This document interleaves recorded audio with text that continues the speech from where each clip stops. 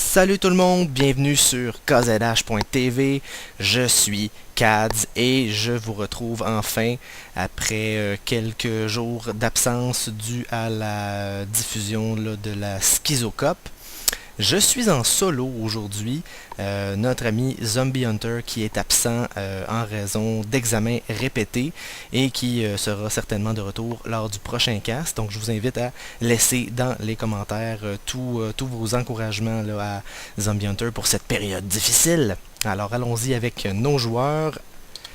Nous avons un Terran bleu dans le coin, donc en bas côté droit de Backwater Gulch, CRB Armadon, que nous avons déjà casté et qui nous a gentiment fait parvenir une nouvelle partie. Et dans le coin haut à droite, Mother Lover, dont j'adore le nom, sans faire de farce, et qui va jouer Zerg pour cette partie, qui nous a fait un joli extractor trick. On va surveiller attentivement, alors allons-y en production. On va surveiller attentivement le timing de Monsieur Mother Lover, timing Zerg qui est toujours extrêmement important dans le début de partie. Et on est donc en train de produire le 14e drone. Et ça me semble être, ouais, donc il n'utilisera pas ses lances, ça va être un 13 hatch, quand même assez tôt. Et du côté donc de Armadon, nous allons avoir un wall, qui est toujours une excellente décision, contre Zerg. Donc oui, la Coupe Schizo qui a été diffusée ce week-end, on a été quand même un long moment sans caster de partie. Évidemment, ça nous a pris beaucoup de temps. On est de Montréal, il a fallu se déplacer automatiquement à Québec. Ça a été une expérience extrêmement intéressante et j'en profite donc pour remercier les organisateurs de ce tournoi qui ont fait un excellent travail et j'ai particulièrement apprécié le setup pour les spectateurs sur place avec 3 écrans géants. Donc les gens pouvaient voir notre vision, la vision des casters au milieu et de chaque côté la vision de chaque joueur. Je pense que ça permettait vraiment une expérience là, très intéressante. Donc c'est un rendez-vous à la prochaine Schizo si vous êtes de Québec.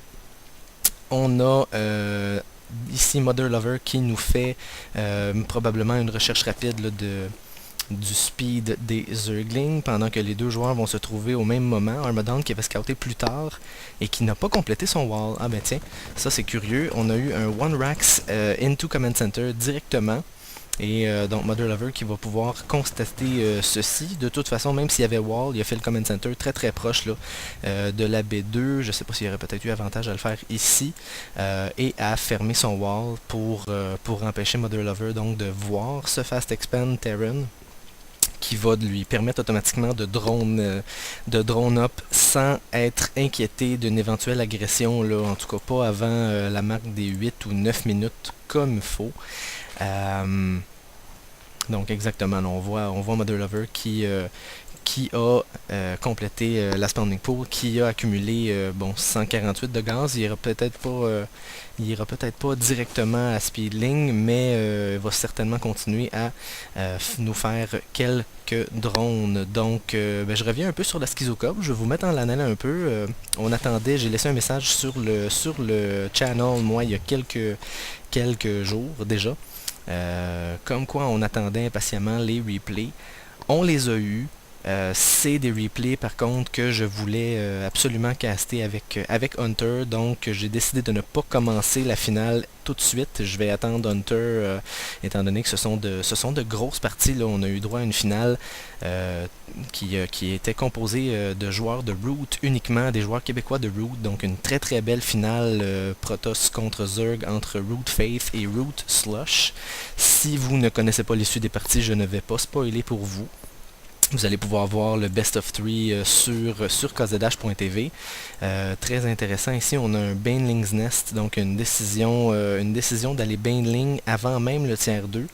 Peut-être que Monsieur Mother Lover nous prépare une petite agression. Les deux joueurs qui sont restés pas mal dans leur camp depuis le début de la partie. Armadon qui se sert de ce deuxième Command Center uniquement pour faire des SCV pour l'instant. et accumuler de l'énergie évidemment là, puisqu'il l'a mis en Orbital Command. Donc on libère le choke, on descend avec la première demi-douzaine de Marines et il va certainement aller tenter de rentabiliser pendant qu'on avait un bunker judicieusement placé ici qui s'est débarrassé de ces quelques Zerglings sans difficulté. Le joueur Modern Lover qui laisse sa macro glisser un tout petit peu ici. Je vous ai pas parlé du rang des joueurs. CRB Armadan qui est un rang 1 platine dans la saison 2 présentement. Modern Lover que je n'ai pas trouvé, donc j'assume qu'il doit être rang platine également de son côté. Donc CRB Armadan qui, et voilà, ça c'est l'avantage de faire l'Orbital Command là, dans sa base avant de pouvoir sécuriser cette expo.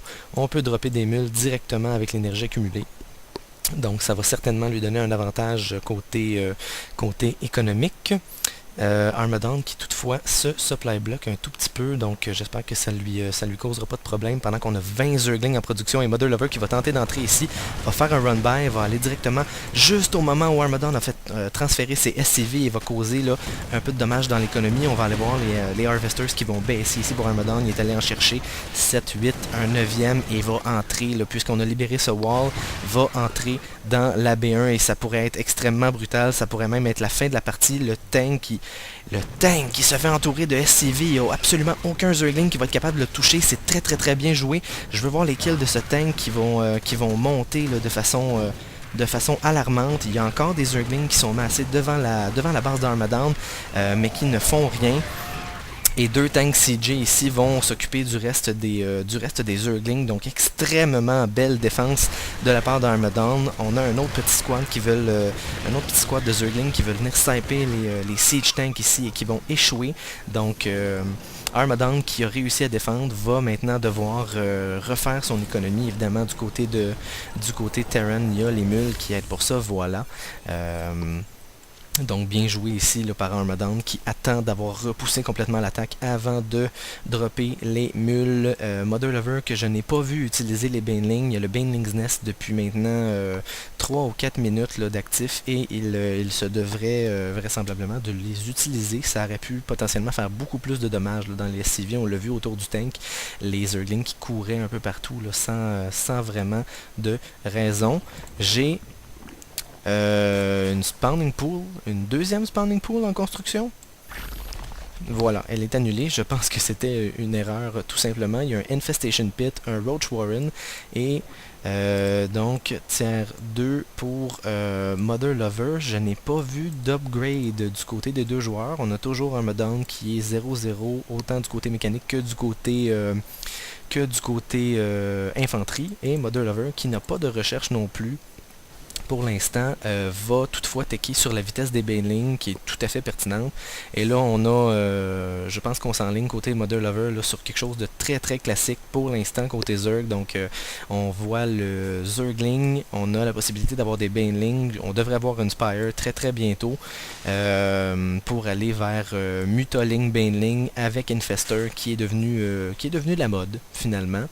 Et voilà, donc le speed des Roach, il va rajouter des Roach dans cette composition-là avec Burrow, donc beaucoup de tech. Deux joueurs qui ne bougent pas beaucoup, hein. On a vu donc Modern Lover qui garde un contain quand même assez sérieux. C'est sûr qu'il faut faire attention, là. Ici sur Backwater Gulch, il y a 2 sorties donc que le Terran peut utiliser là, dans cette situation pour sortir de sa base au besoin et éventuellement contourner cette balle assez imposante quand même. Là. Ça lui prendrait peut-être une upgrade ou 2 pour être totalement à l'aise, mais il y aurait peut-être de quoi à faire avec ça.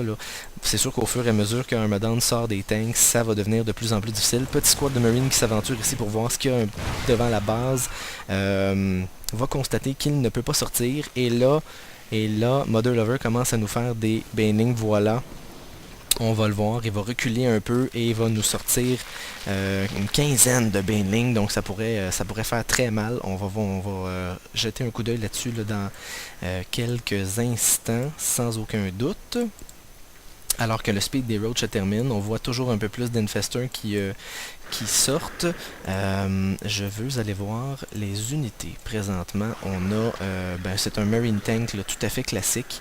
Il manque peut-être, encore une fois, là, je parlais des upgrades, ça serait vital dans ce cas-ci. Le plus 1 d'attaque des Marines pourrait être désastreux là, pour les Zerglings qui ne sont pas protégés du tout du côté d'Armadan. Et là, il y a Burrow et les Infestors qui bougent sous terre avec Burrow. Il n'y a pas de détection du côté d'Armadan. Ça pourrait potentiellement faire très mal. Et Mother Lover qui va sortir de la base, je sais pas s'il y aurait eu avantage à peut-être... oh, ça, là, ça aurait pu causer beaucoup de dommages. Moi, j'aurais vu Mother Lover monter là, jusque dans la B1, jusqu'ici pour éventuellement placer de beaux Fungal Growth sur les workers et ça aurait pu faire extrêmement mal.